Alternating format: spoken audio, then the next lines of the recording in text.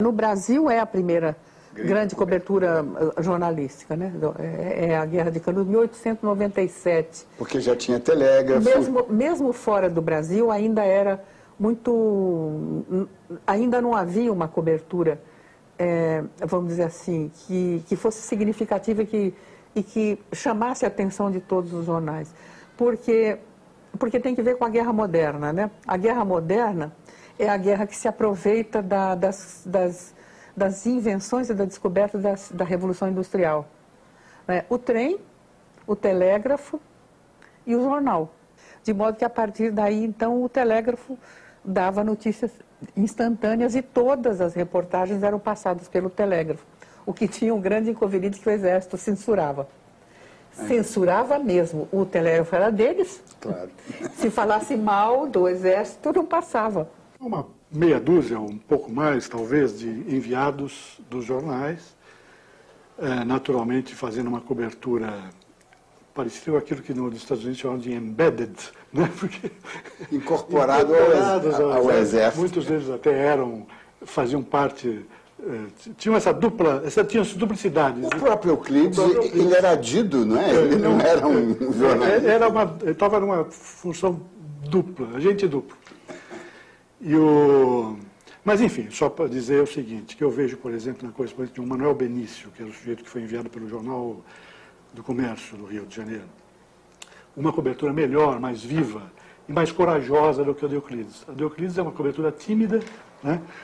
A do Manuel Benício acaba, inclusive, sendo censurado, todos eram censurados. Agora, o Manuel Benício dava a entender nas suas matérias que estava sendo censurado, que o Euclides jamais teve preocupação em fazer, e acabou sendo afastado da cobertura porque o Exército, a certa altura, achou que ele era incômodo.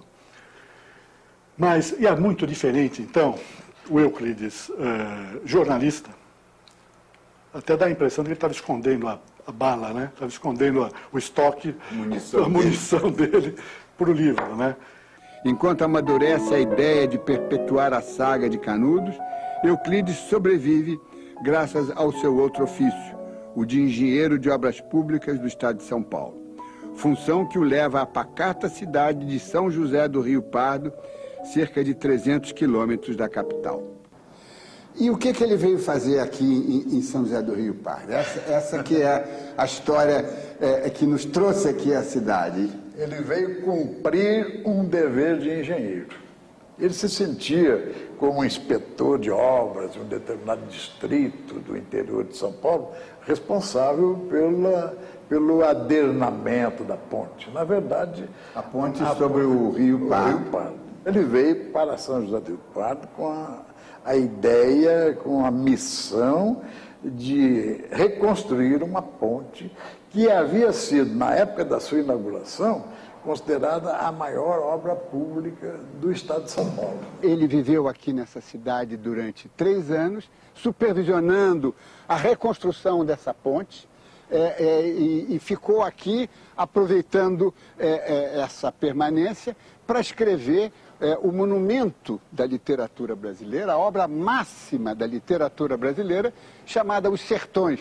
Nesse escritório, que ele chamava de escritório, de sarrafos e zinco, e nessa mesa que foi dele, uma mesa muito tosca, muito simples, que ele, quando deixou a cidade, voltou para o Rio, deu ao seu amigo Jovino de Silos, dizendo o seguinte: Jovino, esta mesa é esquisita como eu mesmo, ela não tem gavetas.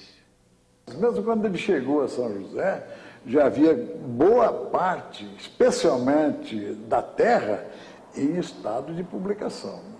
Ele, aqui em São José, retocou muito e recriou. Editou, como se diz. Editou a parte do homem e a luta. Não se pode dizer sem sombra de dúvida que o essencial da presença de Euclides da Cunha em São José do Rio Pardo foi ter dado a forma definitiva aos sertões. É um livro um livro da perplexidade do encontro de um Brasil com outro Brasil, né? de um Brasil que o Euclides chama de o Brasil do litoral, que é contra o Brasil do sertão. Hoje diríamos que é o Brasil, digamos, urbano. O eixo Rio-São Paulo. Um Brasil conectado com o mundo, com um Brasil atrasado, que ficou para trás, o Brasil. E esse choque, quer dizer, esse choque exposto como pano de fundo a uma guerra